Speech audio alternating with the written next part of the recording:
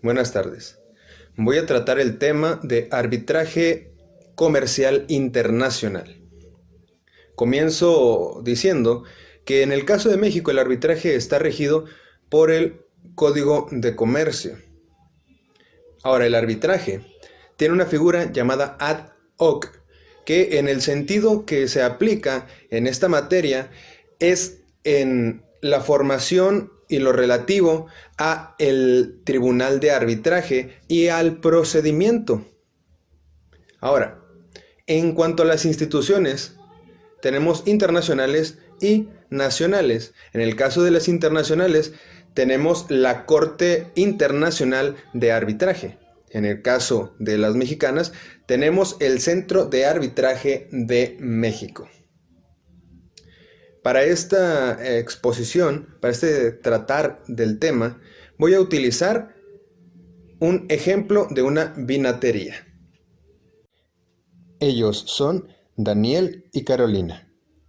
Ellos se dedican a la producción de vino y tienen un acuerdo comercial con Ana. Ana tiene un negocio de licores en Argentina y se ha contactado con Daniel y Carolina para hacer un acuerdo comercial y puedan venderle sus productos para que ella a su vez los revenda en su tienda. Daniel y Carolina, al inicio de este acuerdo comercial, le propusieron a Ana que si llegara a haber algún conflicto o alguna controversia en un desacuerdo que tuvieran en cuanto a la materia de este acuerdo, podrían resolverlo en un tribunal de arbitraje.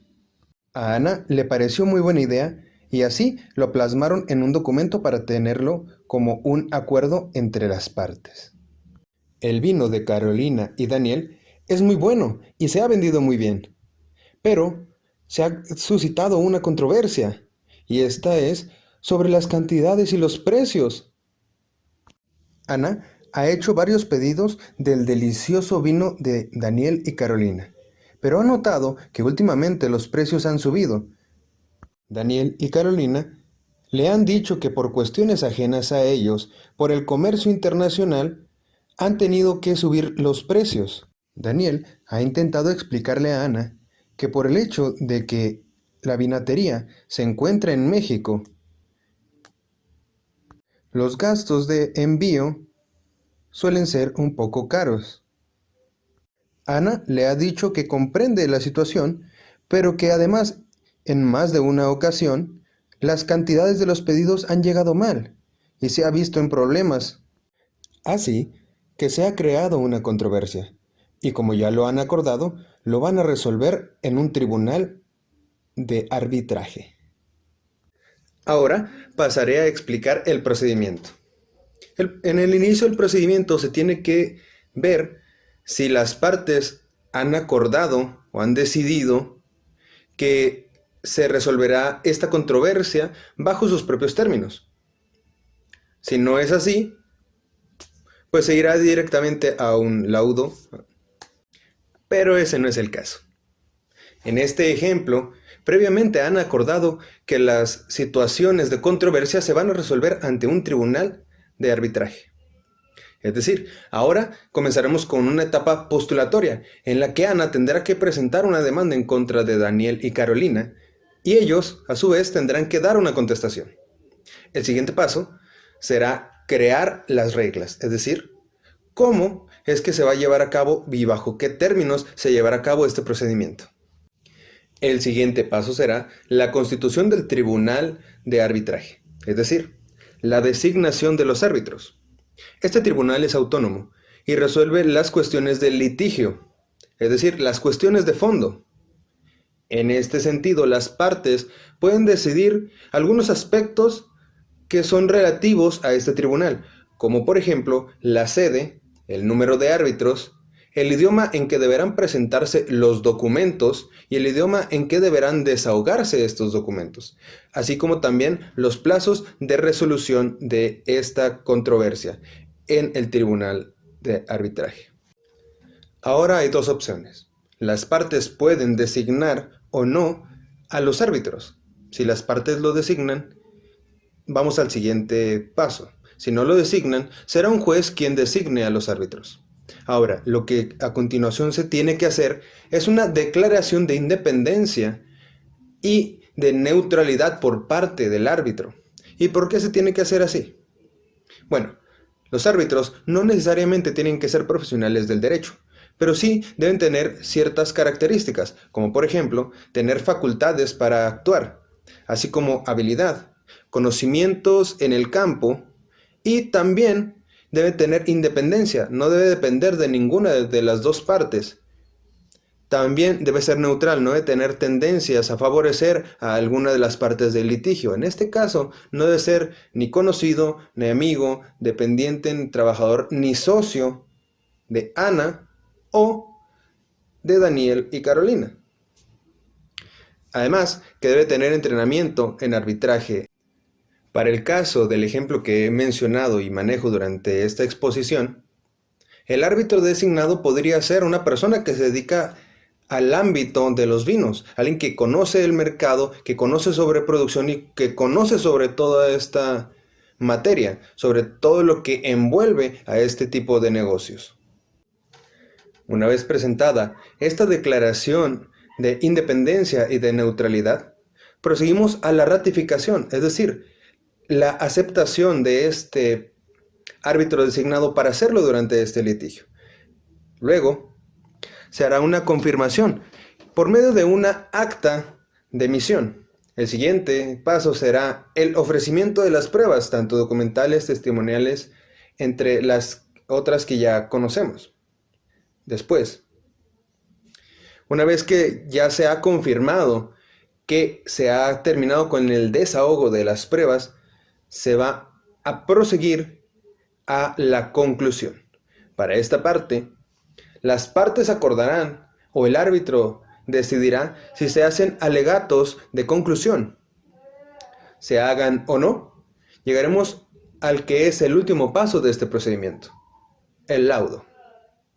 Ahora, ¿qué es el laudo? El laudo es una resolución. La resolución que emitirá el árbitro para este caso. Como ya lo mencionaba, el tribunal resuelve cuestiones de fondo. Es decir, cuando se emita este laudo, el árbitro habrá resuelto ya la cuestión de fondo del litigio. En el caso del ejemplo que he manejado, habrá resuelto la problemática que se presenta con respecto a los precios y la entrega en cantidades de este delicioso vino de Daniel y Carolina. Ahora, ¿qué sucede? Al final, el árbitro ha decidido que Ana tiene razón y que Carolina y Daniel no.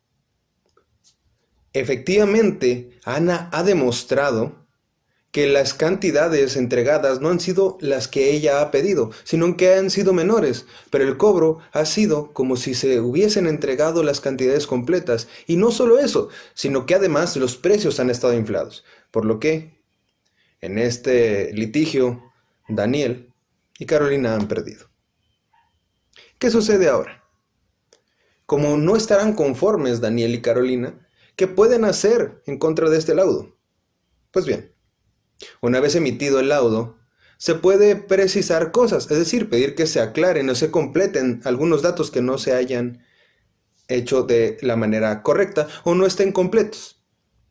Pero no se podrá apelar a la decisión del árbitro. ¿Por qué?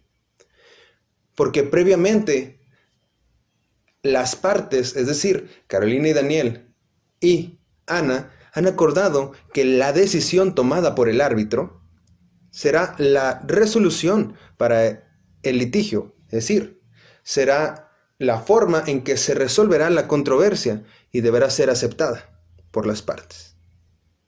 También existen algo que se llaman incidencias, es decir, son cuestiones que se presentan durante el litigio y que el árbitro deberá de resolver antes de darle fin a este litigio, al procedimiento.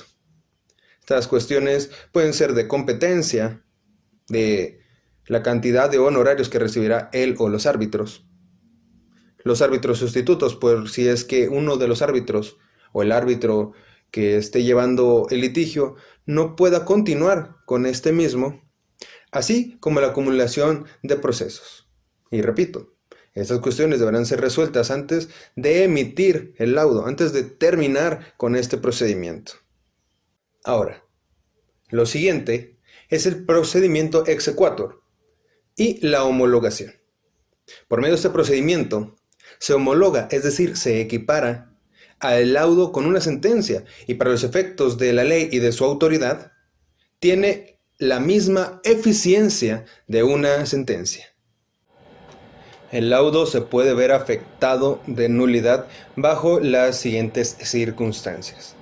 Primero, que una de las partes no tenga capacidad, que el objeto del laudo no sea susceptible de arbitraje, que no se respete el derecho de audiencia de alguna de las partes, que el laudo no se ajuste a los acuerdos arbitrales, se refiera a una controversia no prevista en el acuerdo de arbitraje o vaya en contra del orden público mexicano.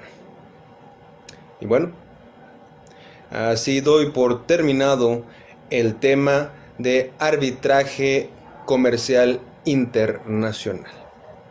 Gracias.